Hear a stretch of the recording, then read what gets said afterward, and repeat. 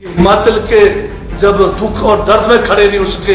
ऐसे जो है भाजपा के लोग हैं, अब इनको जो है बागवानों का श्राप भी लगने वाला है, इनको जो है महिलाओं का श्राप भी लगने वाला है, कर्मचारियों का श्राप भी लगने वाला है, बेरोजगार जो नौजवान है उनका श्राप भी इनको लगने वाला है। तो ये इन श्राप से नहीं बचने वाले हैं। इनकी अब झूठ की जो दुकानदारी है लंबे समय तक चलने वाली नहीं है। एक किस्म से इनको फोबिया हो गया है कि सरकार गिरी। रात के सपने में भी ये लोग यही बात कर रहे हैं, दिन में भी यही बात कर रहे हैं। हम कह रहे मुद्दों की बात कीजिए,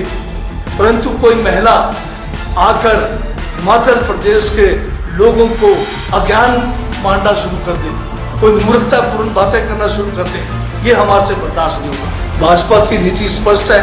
कि ये पुरानी पेंशन योजना बिल्कुल नहीं देंगे, बल्कि हिमाचल में भी जो है खतरा है कि ये अगर कभी भी इनको मौका मिले तो हिमाचल में भी ये पुरानी पेंशन योजना को समाप्त करेंगे। क्या ये सच नहीं है कि जयराम जी और ये भाजपा के हमारे बहुत सारे नेतागण, हमारा जो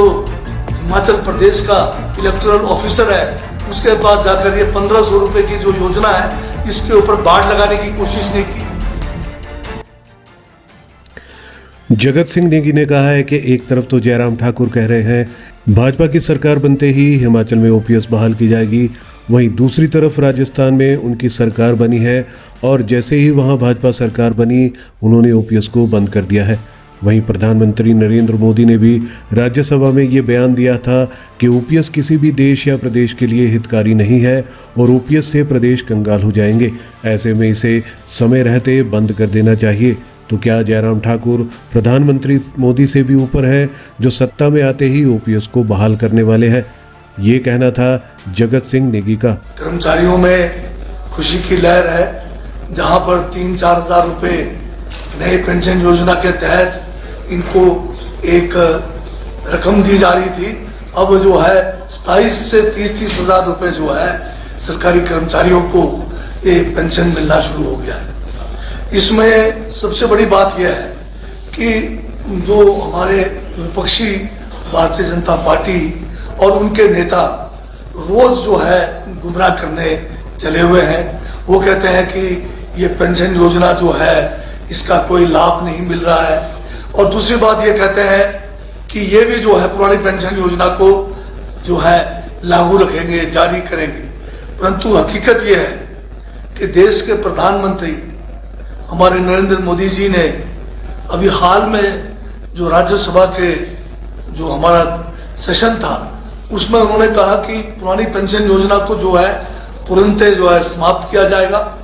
और जितने भी प्रदेश के अंदर आपके जितने भी प्रदेश जहां पर भारतीय जनता पार्टी का शासन है वहां पर इस योजना को समाप्त किया गया है। राजस्थान में कांग्रेस की सरकार ने, पिछली कांग्रेस की सरकार ने पुरानी पेंशन योजना शुरू की थी, परंतु वहां बीजेपी की सरकार आने के बाद उसको समाप्त कर दिया गया है। अब यहाँ पर जो प्रदेश में भाजपा के जो नेतागण है वो कहते हैं कि पुरानी पेंशन योजना को लागू करेंगे, और उनके जो है पार्टी के शीर्ष नेतृत्व और जो हमारे प्रधानमंत्री नरेंद्र मोदी वो कहते हैं कि ये पेंशन योजना जो है बिल्कुल से जो है समाप्त कर दिया गया है। तो ये जो प्रदेश के नेता है, क्या ये जो है हमारे जो इनके राष्ट्रीय स्तर के नेता हैं या देश के प्रधानमंत्री नरेंद्र मोदी है, क्या उनसे ऊपर है? तो ये लोगों को गुमराह करना छोड़ दें। भाजपा की नीति स्पष्ट है कि ये पुरानी पेंशन योजना बिल्कुल नहीं देंगे, बल्कि हिमाचल में भी जो है खतरा है कि ये अगर कभी भी इनको मौका मिले तो हिमाचल में भी ये पुरानी पेंशन योजना को समाप्त करेंगे। मेरा इन नेताओं से ये कहना है कि जो हमारी जो नई पेंशन योजना थी एनपीएस, इसमें 2003 से लेके अभी हाल तक